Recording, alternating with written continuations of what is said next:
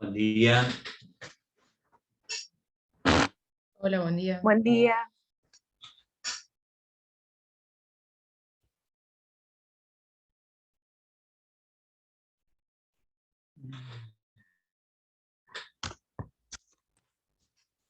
¿Cómo andan? ¿Todo bien?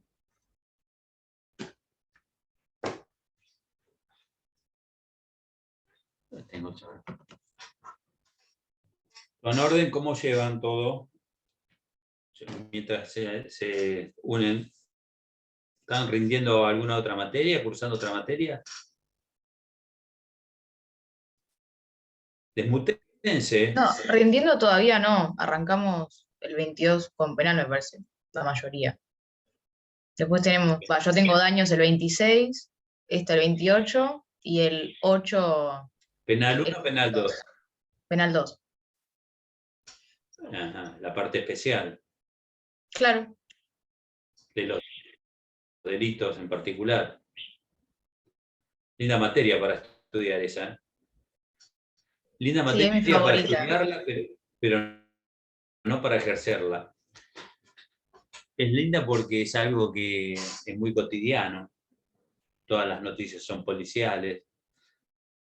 Pensamos en los delitos, en lo que pasa, lo vivimos, es un derecho vivo, aunque el derecho civil y comercial también es derecho vivo, lo que pasa es que uno no tiene tanta afinidad, por así decirlo, con todo lo que es a veces un poco escabroso de los temas, pero el derecho penal es muy lindo para estudiarlo. Para ejercerlo, depende de qué lado del mostrador estamos.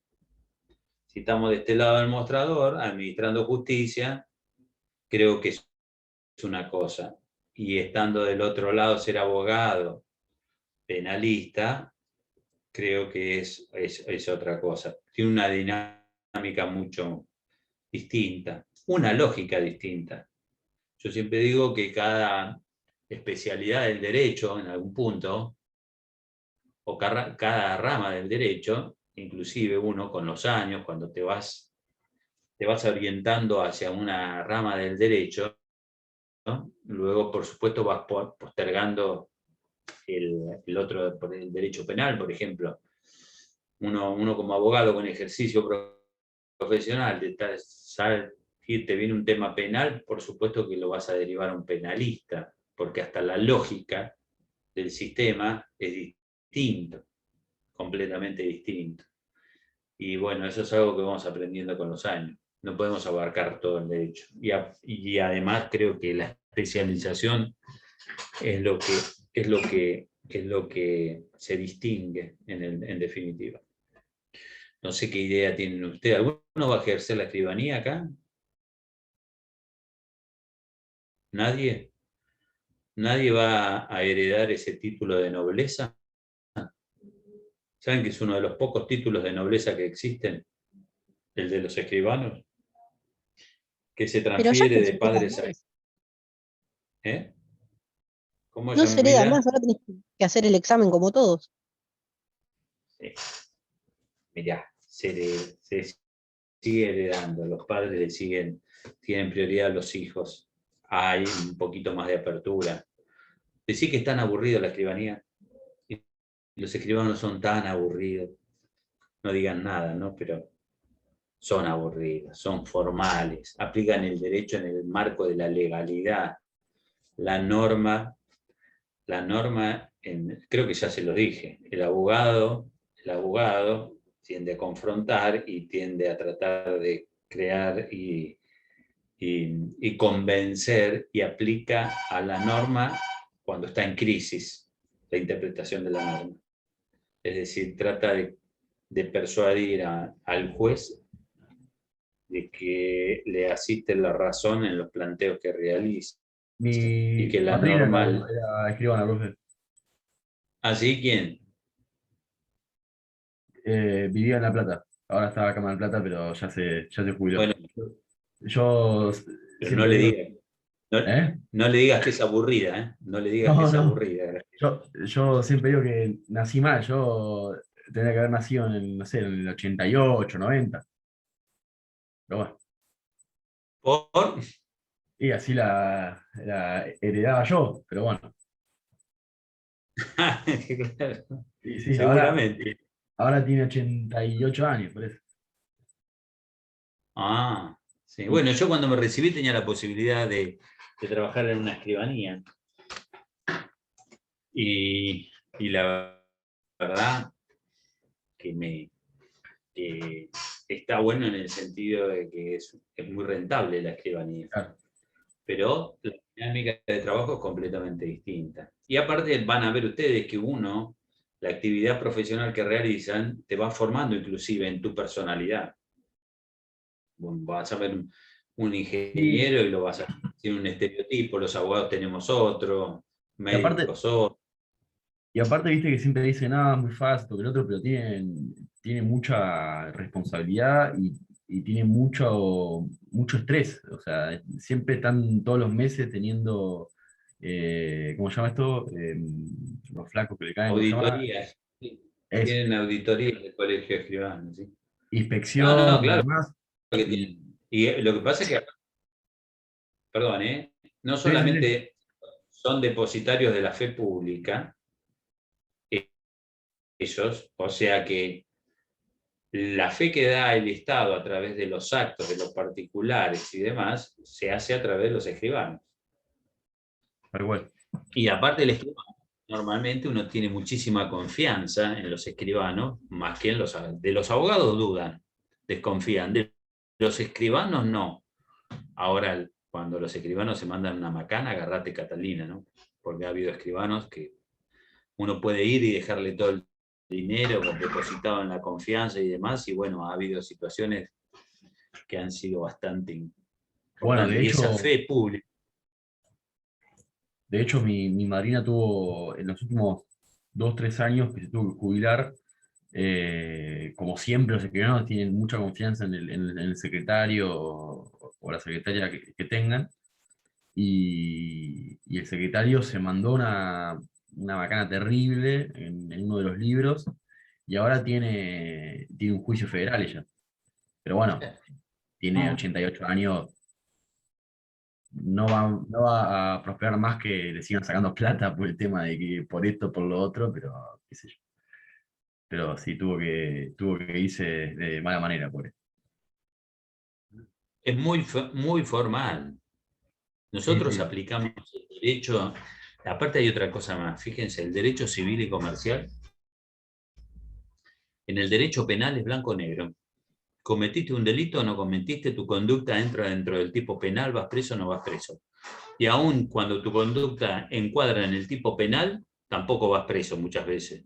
O está procesado 25 años, como estuvo procesado Menem, por haber volado una ciudad entera por el tráfico de armas y después no salió nunca. No, o sea, pasó todo. Pero en definitiva, en el ámbito de lo que es el derecho civil y comercial, nosotros siempre vivimos, o sea, hay siempre zonas grises.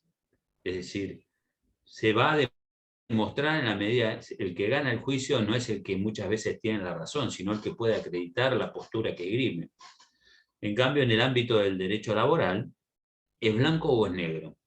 ¿Te despedí, le pagaste o no le pagaste al trabajador? ¿Lo despediste con causa o sin causa? No hay matices, no hay matices. En el ámbito del derecho civil y comercial sí hay muchos matices. Es diferente.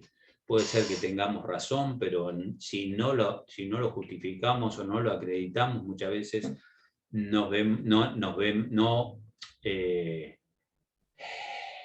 eh, en alguna medida lo podemos llegar a perder. Pero bueno, vamos un poco hablando de la fe pública, de los escribanos y demás. Hoy vamos a hablar de uno de los últimos contratos, que es el del contrato de fianza.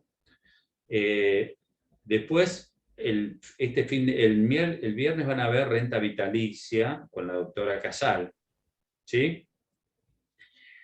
Después, la semana que viene, vamos a tener clase el lunes y el miércoles. ¿Está? Después tienen penal, ustedes me dijeron. Lunes y miércoles. Lunes y miércoles vamos a ver contratos de consumo y contratos de profesionales. ¿Tá? También vamos a ir haciendo como una especie de repaso, si ustedes quieren, aunque si van a estar focalizados en otras materias, no sé si estarán también comprometidos con el estudio de esta, espero que sí.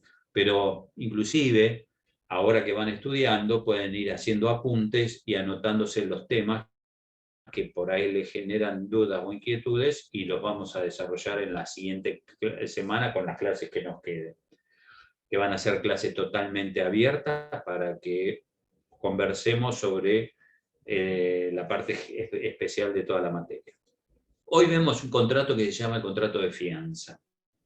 ¿Sí? Como yo les decía, este contrato de fianza, desde el concepto del vocablo de fianza, deriva de fe, de confianza, cuando alguien en alguna medida sale a respaldar a otro. Y este contrato que tuvo su modificación sustancialmente a partir del Código Civil y Comercial, porque antes el contrato civil de fianza se distinguía bastante del contrato comercial de fianza y hoy, por supuesto, que ha quedado unificado.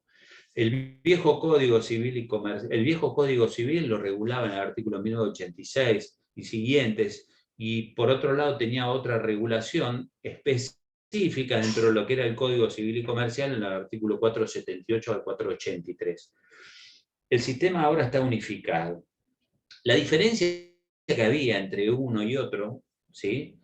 En alguna medida, en el Código Civil hablaba siempre que la fianza se presumía que era simple. Es decir, que el fiador, quien se obliga accesoriamente por otro, con el acreedor principal, ante el acreedor principal, normalmente si era otorgada una fianza civil, ¿sí? Garantizar el depósito de un contrato, inclusive garantizar una locación para vivienda, por ejemplo, si se establecía que se trataba de una fianza simple, no gozaba, o mejor dicho, el fiador gozaba de los beneficios de discusión y división que ya vamos a ver más adelante. Y por otra parte, la fianza simple no era solidaria.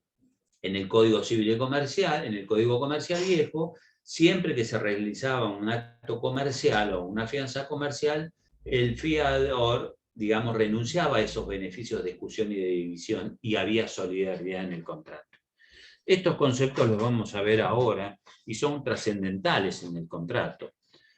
Hoy está regulado en el artículo 1574 al 1598 del Código y lo define el artículo 1574 en estos términos.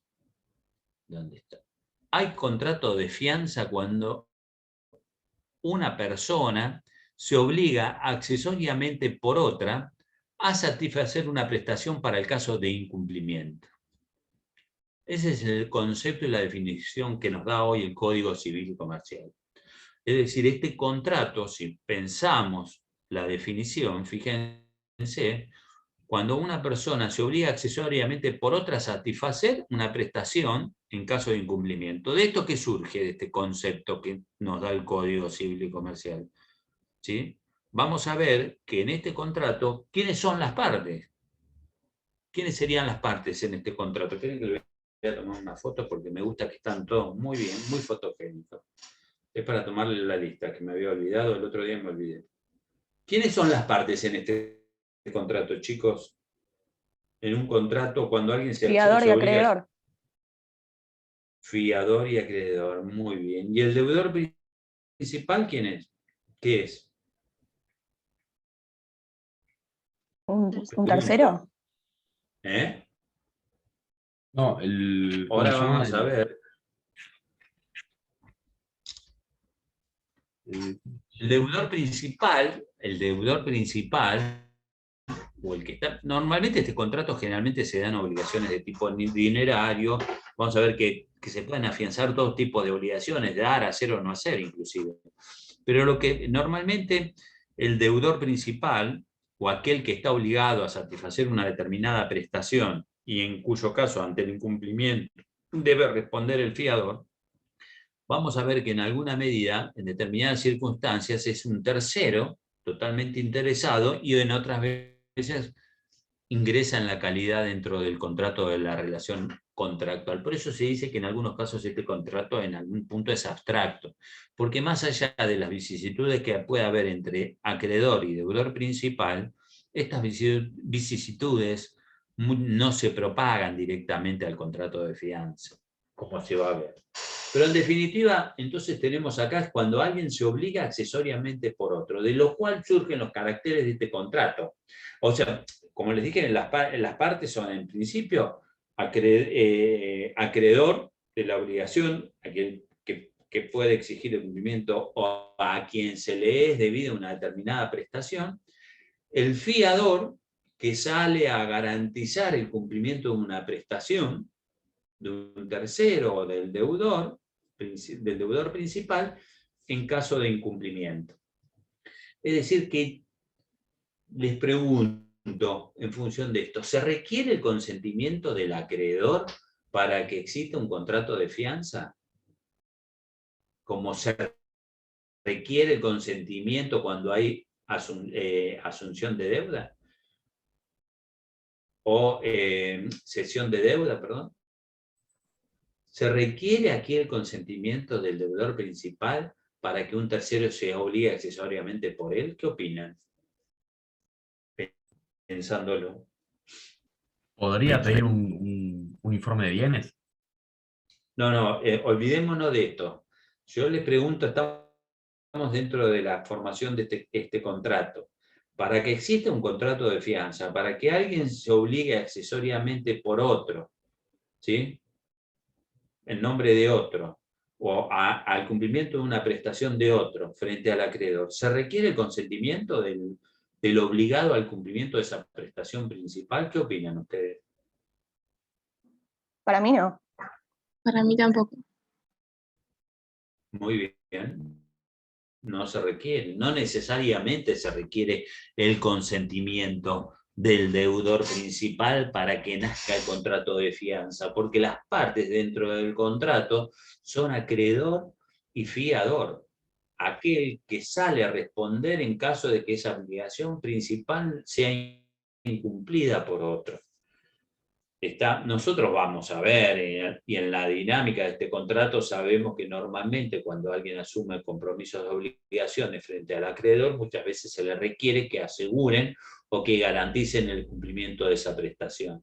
Y en el marco de esa obligación de cumplimiento que exige el acreedor al deudor principal, muchas veces se solicitan garantías de tipo personal o garantías de tipo real. Si hablamos de garantías de tipo personal, estamos hablando de un contrato de fianza. Estamos hablando cuando alguien sale a responder por las obligaciones y normalmente el deudor es el que acude a recurrir, digamos, el auxilio, por así decirlo, a un tercero para que le afiance al acreedor el cumplimiento de esa obligación. ¿Sí? También puede surgir que espontáneamente uno salga a respaldar el cumplimiento de una obligación con el acreedor principal sin que tenga conocimiento del deudor. Lo cierto es que este contrato, entonces, ¿qué caracteres puede tener? En primer lugar, este contrato que es consensual, fundamentalmente es un contrato accesorio de un contrato principal. Y acá vamos a ver que la suerte el accesorio siempre sigue la suerte de lo principal, esto como una base del pensamiento. Cuando veamos, por ejemplo, la extinción de la fianza, una de las formas de extinción, extinguida la obligación principal, naturalmente se extingue la fianza, o vencida la obligación principal, también se extingue la fianza, o también otro de los requisitos que tiene este contrato es esencialmente oneroso, ¿no? Generalmente en el marco del nuevo código, pero también uno puede asumir la obligación en forma gratuita, ¿tá? Es decir, hoy por hoy, cuando hablamos de fianza onerosa, normalmente es cuando el deudor principal toma una fianza y por esa garantía que sale a respaldar el cumplimiento de la prestación, tiene que pagar una determinada suma de dinero. Y en este esquema de lo que estamos hablando, se emparenta, si se quiere, con otro contrato típico del derecho comercial, ¿sí? Que sería el contrato de, a ver si se les ocurre, cuando alguien toma algo en garantía del cumplimiento de una prestación y paga periódicamente una suma determinada. Estamos hablando de qué tipo de contrato puede ser un tomador de qué. Estamos hablando, les digo, porque no sé si me van a estar, cuando, por ejemplo, el contrato de seguro. O sea, el contrato de seguro es un contrato típico, tiene su regulación propia, pero lo que les quiero significar, en algún punto, cuando tomamos un seguro, ¿no? Lo tomamos ¿para qué? Para que nos respalde en caso de incumplimiento o en caso de que ocurra algún determinado siniestro, salga a asegurar, digamos, las consecuencias de ese incumplimiento o de ese siniestro. En definitiva, cuando el contrato de fianza es oneroso, en algún punto se puede asemejar al contrato de seguro porque yo estoy tomando una garantía del cumplimiento de mis obligaciones a cambio también de un precio. Ojo, no es un contrato de seguro, sino simplemente quiero que lo asimilen para que lo tengan presente. Este contrato es formal. Este contrato es formal, a contrario del criterio general o la tendencia que del aformalismo en estos contratos. Sí o sí es una forma impuesta por la ley y lo establece el 1579, que dice: la fianza debe convenirse por escrito, nada más. No tiene mayores consideraciones, ni siquiera te dice que puede ser celebrada en forma de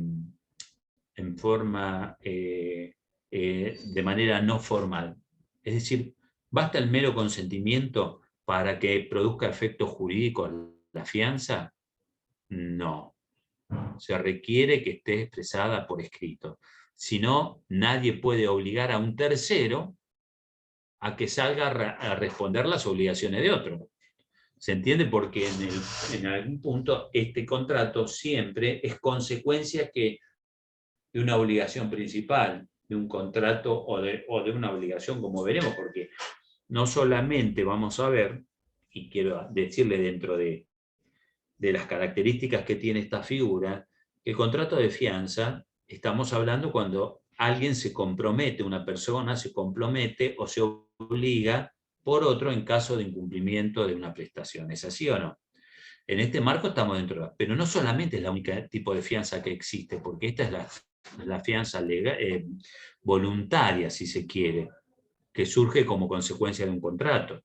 Pero también existe lo que se llama la fianza legal o la fianza judicial, que son dos tipos de fianza, pero la genética de esa figura surge como consecuencia de una imposición de la ley o por disposición judicial, en cuyo caso vamos a ver que este tipo de fianza, antes había 4 tipos de fianza: civil, comercial, legal y judicial. Ahora existen 3. La que aquí nos interesa, la que aquí regula el código, es la fianza, el contrato de fianza, la fianza voluntaria. Vamos a ver que a la fianza, salvo a determinadas excepciones, tanto a la legal como a la convencional, se le aplica, legal o judicial, se le aplica alguno de estos principios del contrato de fianza. También es un contrato típico, es un contrato nominado, como les dije, es abstracto en algún punto. ¿Por qué? Porque en la medida que el deudor principal no tenga conocimiento de la fianza que uno le suscribió con el acreedor principal, puede ser totalmente ajeno y en algún punto no le es oponible, o por así decirlo. ¿Qué capacidad se requiere para este tipo de contratos? Hasta aquí está. Pero lo más importante como característica, ¿qué otra característica más tiene este contrato? Si lo pueden sacar. ¿Es aleatorio? Es aleatorio, ¿qué opinan?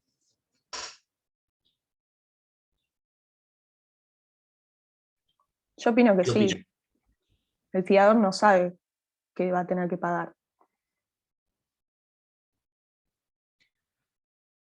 ¿Todos están de acuerdo con lo que la opinión? Pensemos, ¿en qué medida no sabemos lo que tenemos que pagar? Porque cuando el contrato es aleatorio, cuando las ventajas o desventajas no son ciertas, cuando existe un cierto riesgo, ¿es así o no? Si yo afianzo una obligación aleatoria, como este es un contrato accesorio que sigue la suerte de lo principal, ¿estamos? Va a haber un riesgo, un alia, que no está dentro de la previsibilidad del contrato. Ahora, si yo afianzo una obligación cierta, ¿sí? Que es conmutativa, que conocemos las ventajas y desventajas, evidentemente que el fiador va a saber las consecuencias de esa obligación principal y por lo tanto ese contrato no va a tener la particularidad o la característica de ser aleatorio, ¿se entiende? ¿Qué es lo que va a determinarlo? La suerte de la obligación principal. Puede ser aleatorio en este contrato, dependerá de la obligación que se afianza o la obligación afianzada. ¿Está? Si se ponen a pensar, yo salgo en garantía del cumplimiento de un contrato de locación, yo sé que voy a responder por el monto de la locación y durante el término de la locación. Entonces ahí no hay ninguna alea. Respondo por todas las consecuencias de ese contrato. ¿Está? En algún punto conozco las ventajas y desventajas que puedo asumir en función de este contrato. ¿Sí? El incumplimiento está dentro de los riesgos previsibles del contrato. Ahora, el aleatorio, en algún punto, nosotros no conocemos las ventajas o las consecuencias que puede haber. Por ejemplo, un contrato aleatorio, que los van a ver en la clase próxima, es un contrato de renta vitalicia. El contrato de renta vitalicia es cuando alguien se obliga a pagar una determinada renta de por vida, ¿sí?, a otro. Ya vamos a ver o van a ver la dinámica, que está el constituyente de la renta, la vida contemplada, el deudor de la renta y el beneficiario. Pero en algún punto, si vos constituís una renta vitalicia donde te obligás a pagar de por vida una X suma de dinero, por decir algo, ahí hay un alia en el contrato, porque vos no sabés cuánto va a vivir la persona que vos tomás como vida contemplada del negocio. ¿Se entiende? Puede ser que viva 5 años como puede ser que viva 20. ¿Cuáles son la capacidad? Se requiere la capacidad general de los actos jurídicos, pero el artículo 1576 habla en caso de que hubiera incapacidad del deudor. Y dice, el fiador no puede excusar su responsabilidad en la incapacidad del deudor. Ese es el principio general. El fiador está asumiendo las consecuencias del incumplimiento derivado de una obligación principal, independientemente de la capacidad o no que tenga el deudor principal. Es decir, que no podrá alegar en su beneficio la incapacidad del deudor para sustraerse a las obligaciones que puede haber contraído con el acreedor principal. Por eso les decía hoy que en algún punto hay una cierta abstracción en este contrato. Pero, ¿sí?, se requiere la capacidad acá vamos a los principios generales de la capacidad, en algún punto. ¿Qué actos puede realizar los sujetos, digamos?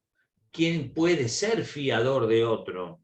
No qué capacidad, no si el deudor principal es capaz o incapaz. ¿No? Se requiere la capacidad, o sea, general para todos los actos jurídicos. Es decir, si estoy emancipado, puedo realizar actos jurídicos, puedo ser fiador, se pueden afianzar entre cónyuges obligaciones, en principio no se permite la fianza entre cónyuges, no se permite, por ejemplo, la fianza, los religiosos profesos tampoco pueden otorgar fianzas, o hay determinados casos especiales donde no se puede ser fiador no que estemos hablando de un deudor incapaz de la obligación principal. Como les dije, pueden ser objeto de fianza, lo establece el 1577, todas las obligaciones pueden ser afianzadas, inclusive las presentes, las futuras o las de otros fiadores, porque vamos a ver que puede existir la cofianza o los cofiadores y demás. ¿Cuál es la extensión de la fianza o en qué medida nos estamos obligando siempre el fiador? El fiador siempre se puede obligar, ¿sí?, hasta el límite de la obligación principal, no puede ir más allá de esto. El código es bastante casuístico en algún punto en este contrato, ¿sí?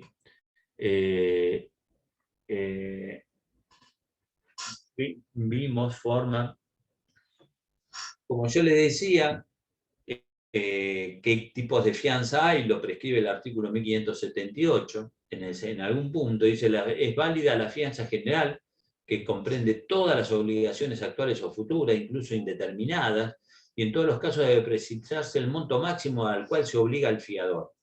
Esta fianza no se extiende a las nuevas obligaciones contraídas por el afianzado después de los 5 años de otorgada. ¿Qué significa esto? Esto es una fianza general, es una fianza abierta, que asume todos los compromisos o todas las obligaciones. Puede ser que no esté precisada una obligación determinada, sino que el fiador asume todas las deudas o todas las obligaciones que contrae. Este tipo de fianzas abiertas que se da mucho, ¿saben qué tipo de figuras, en qué tipo de contratos? En los contratos bancarios, ¿sí? En las aperturas de cuenta corriente o de préstamos bancarios, donde la entidad bancaria solicita garantías, ¿sí?, de crédito y demás, generalmente se dan estas fianzas abiertas. En un momento determinado no se consideraba o no se permitían, por ejemplo, las hipotecas abiertas, pero eso es un tema del derecho real. Pero como yo les decía, la fianza puede ser convencional, legal o judicial, pero a su vez la fianza puede ser personal o puede ser real.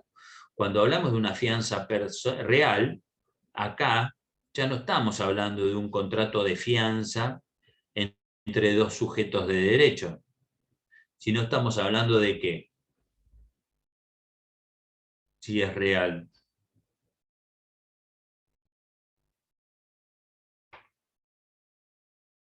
Piensen. Entre una persona y una cosa. Exactamente, Victoria. Cuando nosotros ofrecemos en garantía, el deudor principal ofrece en garantía, o inclusive hasta el fiador puede ofrecer en garantía, ¿sí?, bienes personales a través de la constitución de un derecho real de garantía, que puede ser la prenda o puede ser una hipoteca. Esa es constitución de un derecho real de garantía, ustedes van a ver que los derechos reales de garantía tienen el principio de números clausus, o sea, no existen otros derechos reales que los que están previstos en la norma. No se pueden constituir derechos reales nuevos si el legislador no los reconoce como tales previamente. Para que tengan una idea, un nuevo derecho real en el Código Civil y Comercial es el derecho de propiedad horizontal, que antes no estaba expresamente reconocido. Pero, por ejemplo, en el caso de las garantías reales, estamos hablando de derechos reales de garantías, donde el acreedor establece un vínculo directo e inmediato con una cosa, con un bien de un tercero, que sale, o propio del deudor, que sale a garantizar una obligación. También la garantía se puede otorgar en forma real, cuando alguien personalmente se obliga accesoriamente por otro y ofrece en garantía un determinado bien, sin que ello implique la constitución de un derecho real de garantía. ¿Qué significa esto? Para que tengan una idea, muchas veces van a ver en un contrato de locación de bien inmueble, por ejemplo, que se ofrece en garantía que Juan se constituye en fiador, solidario y principal pagador de todas las obligaciones del locatario, y en garantía del cumplimiento de estas obligaciones ofrece un determinado bien inmueble e individualiza las características de bien inmueble.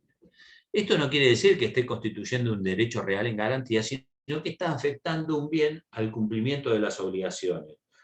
Pero el fiador que entrega ese bien o que afecta ese bien inmueble en garantía de esa obligación, bien puede disponer de él libremente, lo que en caso de hacerlo estaría disminuyendo o modificando la garantía. Y por lo tanto el acreedor podría exigir otro tipo de garantías o hasta inclusive exigirle el cumplimiento de la obligación. Pero estaríamos siempre dentro del ámbito de los derechos personales.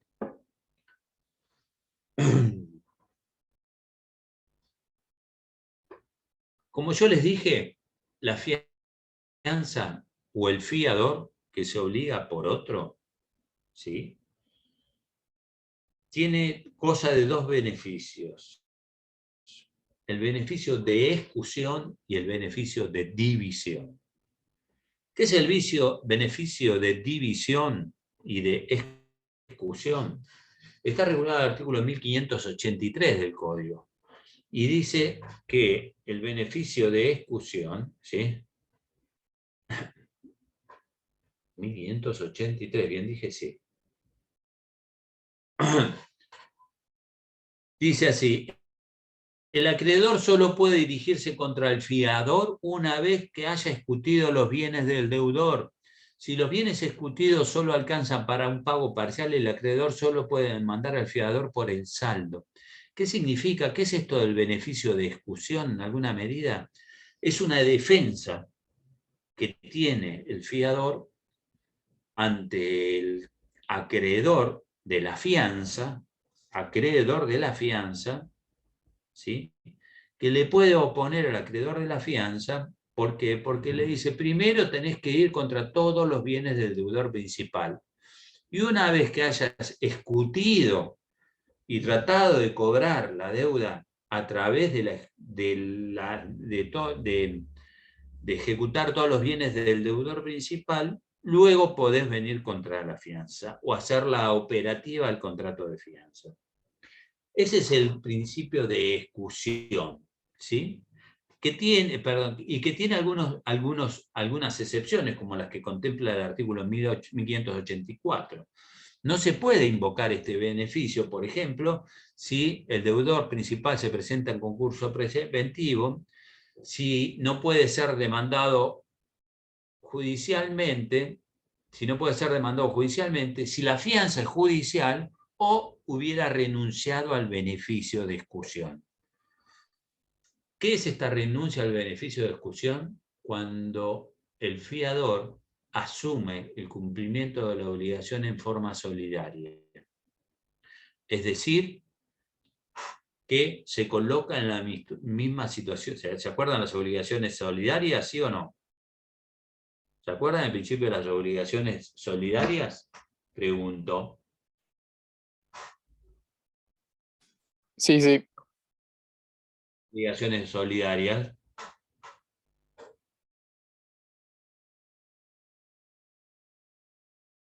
Esto está, escúchenme, vamos a ver, para que tengan una idea y para que relacionemos el derecho.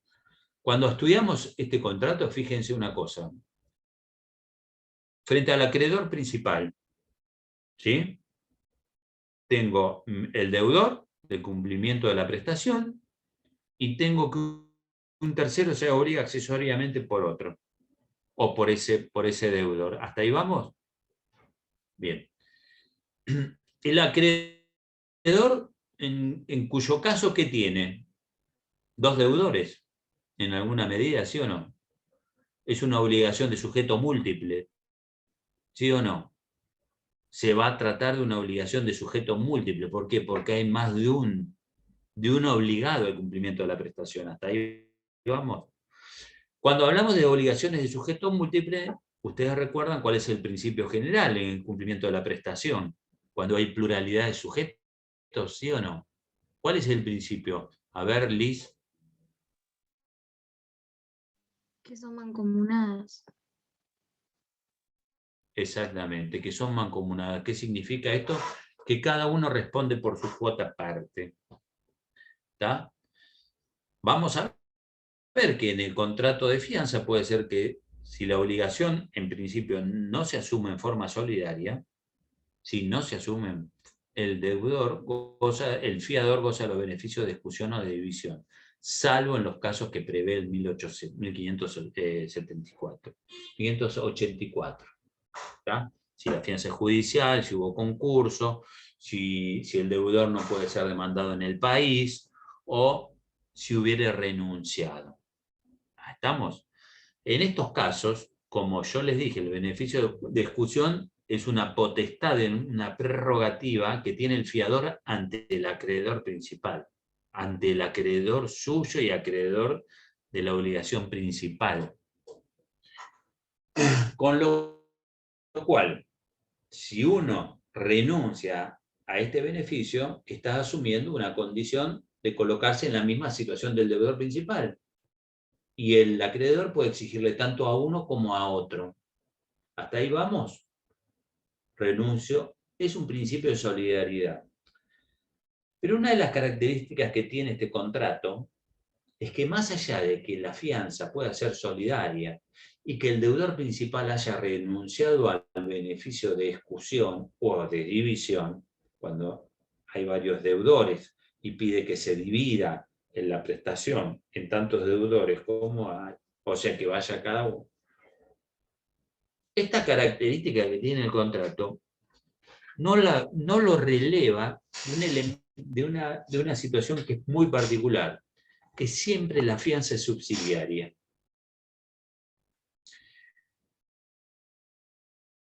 Más allá que el fiador haya renunciado a los beneficios de exclusión y de división y que se haya constituido en deudor solidario de la obligación principal, en tanto y en cuanto se hubiere otorgado un contrato de fianza, en virtud de un contrato de fianza, la fianza siempre va a ser subsidiaria. ¿Qué significa esto que sea subsidiaria? ¿Y qué la distingue de una obligación solidaria? Para que tengan una idea.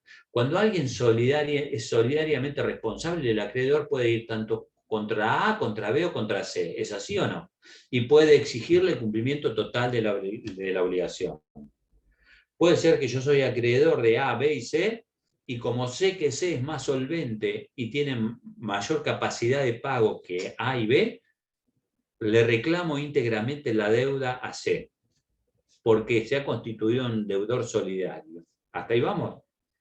¿O es solidariamente responsable en el cumplimiento de una obligación? Pero en la fianza, más allá de esa solidaridad, tiene la característica de ser subsidiaria. ¿Qué significa esto? Está vinculado o está emparentado al concepto de accesoriedad de la fianza. ¿Por qué? Porque el acreedor no puede ir directamente contra el fiador sin antes haberle reclamado el cumplimiento de la prestación al deudor principal. ¿Se entiende lo que digo? Es subsidiaria, ¿por qué? Porque el fiador, si se le reclama el cumplimiento de la obligación principal, puede oponerse al acreedor y exigir que previamente vaya contra el deudor principal o cite al deudor principal.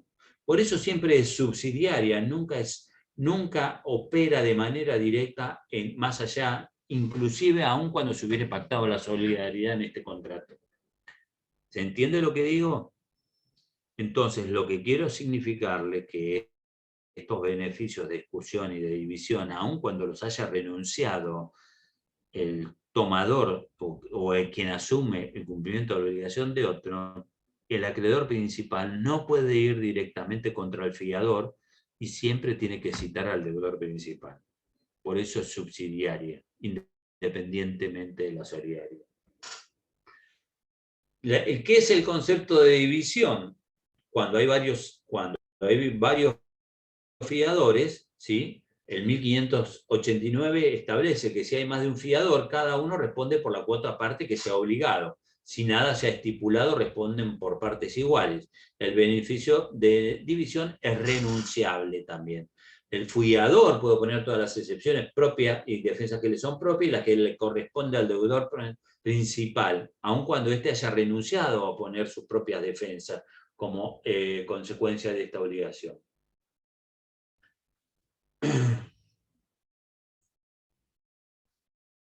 como yo les dije, este es un contrato que en alguna medida es abstracto, que muchas veces los efectos del contrato entre acreedor y fiador no se propagan al deudor, o sea que podemos pensarlo a esta figura, que hay relaciones directas entre acreedor y fiador, y también hay una relación directa entre acreedor y deudor principal, y se puede dar el caso, ¿sí?, que las consecuencias o qué relaciones se pueden generar entre deudor principal y fiador. Cuando hablaba de la abstracción de este contrato. Bueno, el artículo 1592 y 1592 y 1593 hablan precisamente de los efectos que se generan entre fiador y el deudor principal. Si tienen un código a mano, le pueden poner efectos entre fiador y deudor principal. No ya estamos hablando del vínculo jurídico contrato acreedor-fiador, sino cómo se propagan o qué vicisitudes puede haber entre el deudor principal de obligación y el que sale a afianzar esa obligación. El fiador que cumple con su prestación queda subrogado en todos los derechos del acreedor y puede exigir el reembolso de lo que haya pagado con sus intereses desde el día del pago y los daños que haya sufrido como consecuencia de la fianza. ¿Estamos? Independientemente que sepa o no sepa el deudor principal que le han afianzado la obligación. ¿Sí? Ustedes recuerdan cuando vimos asunción de deuda, ¿sí? La clase pasada, cuando el acreedor conviene con un tercero la cancelación de la deuda principal, ¿es así o no? ¿Se acuerdan? Asunción de deuda, donde el deudor es un ajeno, se aplican los principios de la fianza. ¿Por qué? Porque y del principio de pago con subrogación. Yo pago la deuda de otro, o cancelo la prestación o la deuda de otro y me subrogo en los derechos. Independientemente que después el fiador exija o no el cumplimiento de esa obligación al deudor principal. Y el fiador a su vez debe dar aviso al deudor principal del pago que hubiera hecho. Y el deudor puede oponerle al fiador que paga sin su consentimiento todas las defensas que tenía contra el acreedor. Y si el deudor ha pagado al acreedor antes de tener conocimiento del pago hecho por el fiador, solo puede repetir en contra del acreedor. Esto es como yo les mencionaba, que no necesariamente es un sujeto que interviene en este contrato de fianza, el deudor principal. En la dinámica de la figura, les reitero, en el cumplimiento de las obligaciones, el acreedor, para asegurarse el cumplimiento de una obligación, normalmente le pretende o le exige a otro que le ofrezca garantías del cumplimiento de esas prestaciones. ¿Alguna duda, chicos? Este contrato es código, es normativa pura. Yo les publiqué en el campus un artículo sobre este contrato de fianza. O sea, van a tener el Power a disposición de ustedes y un artículo de este contrato que desarrolla este contrato y también desarrolla el contrato de prenda, pero no lo vamos a tomar porque no está ¿está en el programa de la prenda? ¿Tiene el programa ahí a mano? ¿Sí o no? Son todos mudos. ¿Saben qué feo que es estar hablando? Me imagino Creo que no hay que está. ser locutor. No está prenda. Yo estuve chequeando, pero no está. No les voy a tomar el contrato de prenda. Quédense tranquilos, pero en el artículo que está publicado de contrato de fianza, y está desarrollado todo esto que estamos viendo, inclusive acá en el PowerPoint, en ese artículo también hay modelos o ejemplos del contrato de fianza y también se refiere a la prenda. Pero el contrato de prenda lo van a ver en particular cuando estudien los derechos reales y los contratos comerciales. ¿Está? ¿No hay ninguna duda? Yo tengo una consulta. Dale. En el caso de que no haya fiadores solidarios, sino que haya deudores principales solidarios, y tenga uno solo fiador o dos fiadores, ¿qué pasa con el beneficio de exclusión? Tipo, si se renuncia o si se lo Bien. pide, ¿vas contra todos los fiadores o solo contra uno? Y contra todos los deudores, digo. Bien, acá estás hablando de la situación, me corregís, Victoria, cualquier cosa, donde tenés varios deudores de una obligación principal y tenés un solo fiador. ¿Es así o no? Esa es la situación que planteas. Muy bien. Esos varios deudores tienen una relación jurídica en virtud obligacional con el acreedor principal. El contrato de fianza, donde hay un solo fiador que garantiza el cumplimiento de las obligaciones de todos ellos, es quien tiene el beneficio de ejecución y de división, no los deudores principales.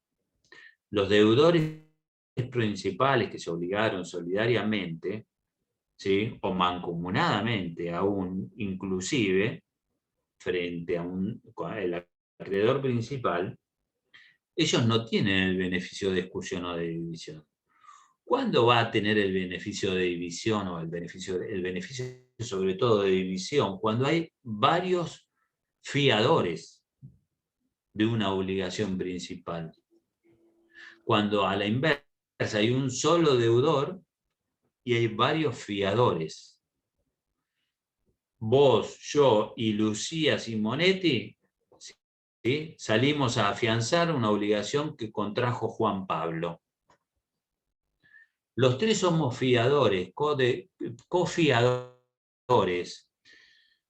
Es más, te digo, el artículo 1595 habla del caso de los cofiadores, de la situación que se plantea cuando hay varios fiadores. En estos casos de que hubiere varios fiadores, ellos tienen el beneficio de división, ¿sí? El cofiador que cumple con una obligación accesoria en exceso de la parte que le corresponde queda subrogado en los derechos del acreedor contra los de otros fiadores. Si uno de ellos resulta insolvente, la pérdida es soportada por todos los demás. Pero ¿qué quiero significarte? Este beneficio de división de la fianza, es decir, a mí me podés exigir la parte proporcional de la obligación principal incumplida. Me podés exigir, Juan Pablo me puede exigir a mí el 33%, a Victoria el otro 33% y a Lucía el otro 33%. Salvo que nos hubiéramos constituido todos en fiadores solidarios de la obligación principal, en cuyo caso estamos renunciando al beneficio de división y a la mancomunión de la obligación. Es una situación completamente... Por eso, en este contrato, cuando lo pensamos que es entre acreedor y fiador. Y por eso les mencionaba que es un contrato abstracto, porque no se requiere el consentimiento del deudor. Estas circunstancias que hacen a la relación interna de acreedor y fiador o fiadores son independientes de la obligación principal, pero son accesorias de ella. ¿Está claro? Sí, eso sí, pero no va por ese lado mi duda. A ver. Hay un acreedor, varios deudores solidarios y solo uno de esos deudores tiene fiador. Ese fiador utiliza el beneficio de exclusión si ese beneficio va contra todos los deudores solidarios o solo contra el deudor que tiene fiador. No sé. Está bien. Si se entiende. Pero por eso mismo, como vimos que la fianza puede ser general o puede ser parcial. Puede ser que yo, fiador, asuma la extensión de este contrato y responda exclusivamente por las obligaciones contraídas por Pedro, pero no por Juan Luis o Cristina. ¿Se entiende? ¿Qué es lo que va a estar determinado en la medida que la fianza sea parcial o sea general? Si yo afianzo el fiel cumplimiento de todas las obligaciones que le deben al acreedor en virtud de esa relación de varios deudores, yo voy a responder por todos ellos. Pero también puedo salir a responder por uno solo de ellos. En cuyo caso, si de alguno de los otros no cumpliere la obligación principal, ¿sí? Yo no me pueden exigir el cumplimiento. Recuerden que aquí inclusive lo emparentamos con el principio de la autonomía de la voluntad. Este contrato, digamos, las partes pueden disponer libremente de él. Yo puedo extender una fianza. Lo que el fiador no puede conceder una fianza más allá de la obligación principal. Ese es un principio general. No puede afianzar más allá de eso. Pero sí puede afianzar en menos al quantum de la obligación, en menos a los que están obligados, y en la medida que el acreedor acepte. Puede tener 4 deudores y uno solo me ofrece una garantía, y bueno, yo le puedo decir, bueno, que este fiador responda por todos. Y por ahí el fiador dice, no, yo solo afianzo la obligación de Victoria. De Alejandro y Lucía no respondo por ellos. Y puede ser que el acreedor lo consienta. Entonces, por eso ese contrato, por eso es como yo les pensaba que hay una abstracción en esta figura, si se quiere, porque estas circunstancias, vicisitudes que pueda haber en este contrato no necesariamente se propagan a todos los demás, como en el caso que vos muy bien estás planteando.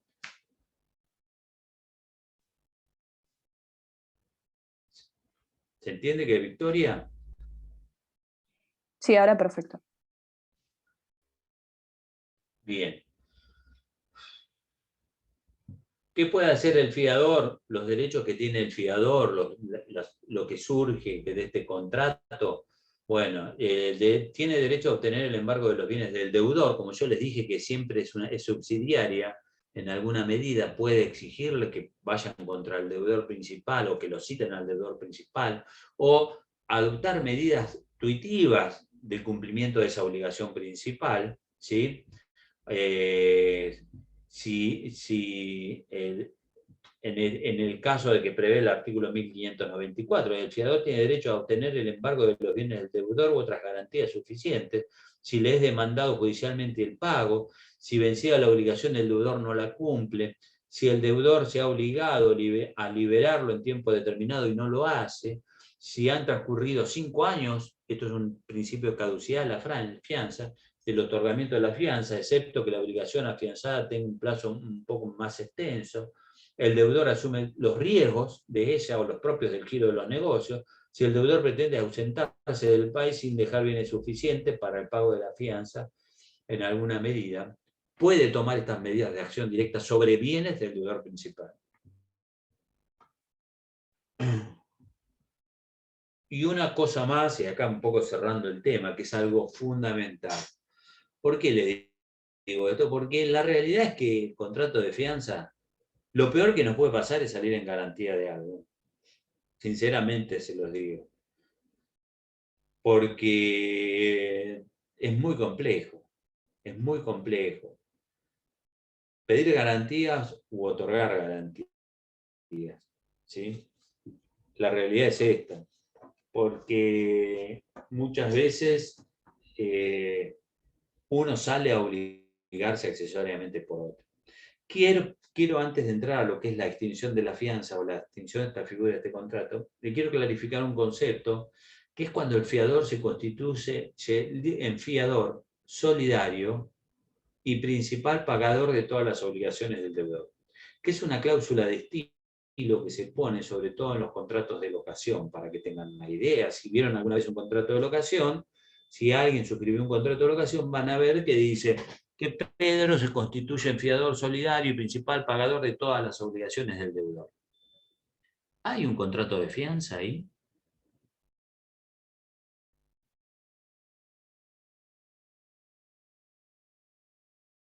Les estoy preguntando.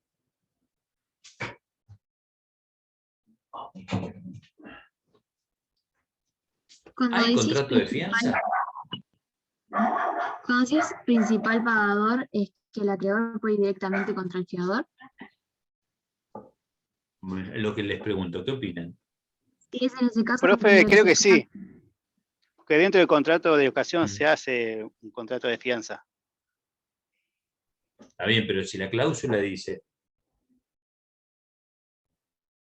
Si ustedes miran un contrato de locación, van a ver que la cláusula de fianza, ¿sí?, es un contrato suscrito entre el fiador y el locador. Así estamos mal. La fianza se puede suscribir o formalizar en un instrumento aparte también. ¿Es así o no? Muchas veces está en el mismo contrato o puede ser un anexo al contrato. Pero cuando se pone que se constituye en fiador, hasta ahí vamos, está bien. Estamos hablando en los términos del artículo 1574. ¿Sí? Liso y llano. O sea que no está renunciando a beneficios de discusión y de división. Y principal pagador. Liso y llano es solidario, se pone. Y principal pagador de todas las obligaciones del deudor. Ustedes saben, o hemos hablado, que dentro de los contratos está el concepto de que los italianos dicen claro lo que hay que hablar claro en los contratos. Si nosotros estamos suscribiendo un contrato de locación, y donde decimos que el fiador se constituye en el fiador liso llano, el principal pagador de todas las obligaciones, se está constituyendo en codeudor. Porque si asume ser el principal pagador de todas las obligaciones del deudor, se está colocando en el mismo rango y en la misma jerarquía del deudor principal. O en un contrato de reconocimiento de deuda, por decir, donde alguien se constituye en deudor principal de todas las obligaciones asumidas por el deudor, en realidad ya deja de ser una fianza, y estamos hablando de que es deudor principal, se constituye en codeudor, es más, generalmente dice, constituye codeudor solidario y principal, pagador de todas las... Ya no hay fianza. Ese no es un fiador, soy deudor principal, ¿está claro? Y se renuncia a los beneficios de exclusión y de división, porque me estoy colocando en esa misma situación. Esta es una deformación del uso del sistema, en alguna medida que muchas veces se utiliza, ¿sí? ¿Por qué? Porque la realidad es que si yo asumo que soy deudor principal, ya asumo que no soy fiador. Hasta es más, deja de ser subsidiario todo. Vení, me podés demandar a mí como el acreedor puede exigirle cumplimiento de la prestación a Juan, a Pedro y a Luis. ¿Se entiende? Es muy usual que vayan a ver que es así. Inclusive en las locaciones de bienes inmuebles, más allá de en determinadas circunstancias, según sea el cumplimiento de la prestación, pero en las locaciones de bienes inmuebles, si me constituyo un principal pagador de todas las obligaciones del locatario, inclusive la obligación de restituir y demás, muchas veces inclusive se suele utilizar una cláusula donde el locatario hasta le da mandato al fiador a restituir el inmueble. ¿Por qué? Porque a veces el fiador, el inquilino, sobre todo en el contrato de locación, ¿no? Y esto es una dinámica que, bueno, no da, digamos, estamos viendo el contrato técnicamente, pero ¿qué les quiero significar? Puede ser que un inquilino deja de pagar los alquileres, se venció el contrato y sigue ocupando el inmueble, y sigue siendo, digamos, subsisten las obligaciones del deudor principal o del locatario, porque el fiador se obligó y se comprometió hasta a la restitución definitiva del inmueble, y en alguna medida, ¿sí?, es como que se sigue generando una deuda cuando el fiador por ahí quiere cancelar o quiere entregar y terminar con esa obligación asumida por otro, en nombre de otro. Pero lo importante es que quiero que piensen es que cuando hablamos de fiador solidario, bueno, estamos hablando dentro del contrato de fianza. Si nos convertimos en principales pagadores, ya no estamos hablando de que somos deudores subsidiarios o codeudores y principales pagadores. Ya estamos hablando que estamos en la misma situación de asumiendo ese vínculo directo acreedor del cumplimiento de la prestación principal. Principio general en materia de extinción, ¿sí? Dice así. En principio, bueno, lo regula el artículo 1596, ¿no? Dice, causales de extinción. La fianza se extingue por las siguientes causales especiales. Si por el hecho del acreedor no puede hacerse efectiva la subrogación del fiador en las garantías reales o privilegios que acceden al crédito al tiempo de constitución de la fianza. ¿Esto qué significa? Esto qué significa que por la inactividad del acreedor en exigir el cumplimiento de la obligación principal, se ve perjudicado, ¿sí?, de satisfacer su propio interés. Más allá de esa inactividad, si no demostró interés con relación a la obligación, no puede ir a exigirle el cumplimiento de la fianza al fiador. ¿Por qué? Porque también acá estamos hablando del principio general, que es accesorio, que sigue la suerte de lo principal. Si el acreedor no fue diligente en el cobro de la obligación principal y deja vencer garantías o lo que sea, o deja prescribir la deuda, las consecuencias se le propagan al fiador. ¿Está claro?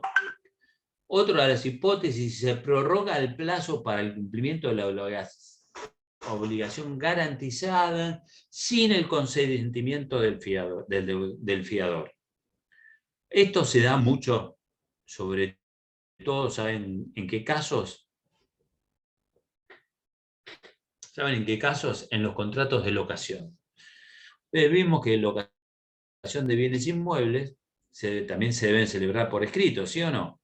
El contrato de locación, sus modificaciones y prórrogas.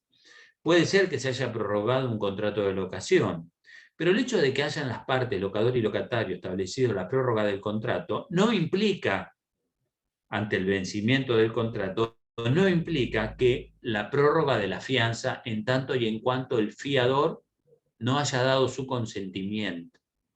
Si se extingue, se vence el plazo de la obligación principal y esta es prorrogada por el acreedor sin el consentimiento del fiador, automáticamente la fianza se extingue. Como también se extingue si transcurren más de 5 años desde que se hubiera otorgado la fianza. ¿Sí? Desde el otorgamiento de la fianza general en garantía de obligaciones futuras y estas no han nacido. O si el acreedor no inicia ningún tipo de acción judicial contra el deudor dentro de los 60 días de requerido por el fiador o de dejar perimir la instancia. Esto es el ejemplo de subsidiariedad de la fianza. Me reclaman al fiador el cumplimiento de la obligación principal, qué es lo que va a defender, de qué oposición o qué defensa puede oponer el fiador, que por el carácter subsidiario de la fianza lo tiene que intimar de que debe ir contra el deudor principal. Esta es otra forma de la fianza. ¿Alguna duda, chicos?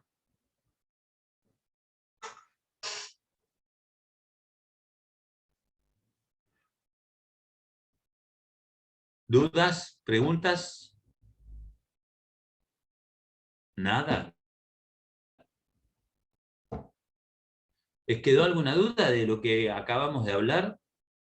Yo creo que el 60% de los que están acá no están. Creo. Ah, están apareciendo. Bueno, Renzo no existe, Martín no existe, Manuel no existe. Ah, y apareció Renzo, se puso las pilas. ¿Quién más? Manuel no existe. Ah, apareció Catalina. Y Pablo Slavin lo vi. Martín Zangarini no existe. Zangarini, Martín, no, a ver, ahí Rosario Campoamor aparecieron. ¿Qué les pasaba? ¿Por qué no aparecían? ¿Se despertaron recién? Igual estamos en pandemia, no pueden salir mucho de jolgorio. Bueno, Agustina no existe y Matías no existe. Bueno, ¿no hay dudas, chicos? Pregunto. No les creo nada. Bueno, espero que les haya servido de algo, ¿no? Espero que les haya servido de algo. Lunes y miércoles que vienen, Catalina, ¿qué dicen? Profe, yo prendo y apago la cámara porque se me corta el wifi. Ajá. Ah, perfecto, bueno, está bien. Igual están todos perdonados. Chicos, nada, si no hay preguntas por hacer, van a quedar todos liberados de esta clase. Y nos vemos el lunes. que irá por esas mentes. Miren, lo que más extraño de no tener clases presenciales es ese ida y vuelta que se genera en una clase presencial. Aparte, si la podríamos hacer un poco más divertida. Profe, No lo ¿qué hago tanto repasamos acá, para el lunes? mirá, ¿Qué no- te voy a tomar en particular, Alexis, a vos, te voy a tomar, a vos te voy a preguntar, ¿qué pensás acerca de la inmortalidad del cangrejo? No me diste. ¿Sabes por qué te digo esto? Porque no prestaste atención a lo que les dije desde el principio. Lunes vamos a ver contratos profesionales y consumo. Después de esas dos clases, lunes y miércoles, viernes descanso. ¿Sí? Y la semana siguiente, toda la semana. Perdón, pasa que entré un poquitito más tarde y por eso que no escuché Y al se te principio. corta el audio. Ustedes saben que les creo todo igual, ¿eh? De todas maneras, ¿por qué? Porque tengo confianza. Tengo confianza en que van a estudiar y que van a aprender la materia. Pero hasta acá les queda claro, chicos, hablando en serio, ¿no? Estoy hablando en serio en todo momento, pero lo que quiero saber es que me planteen los cuestionamientos que quieran hacerme.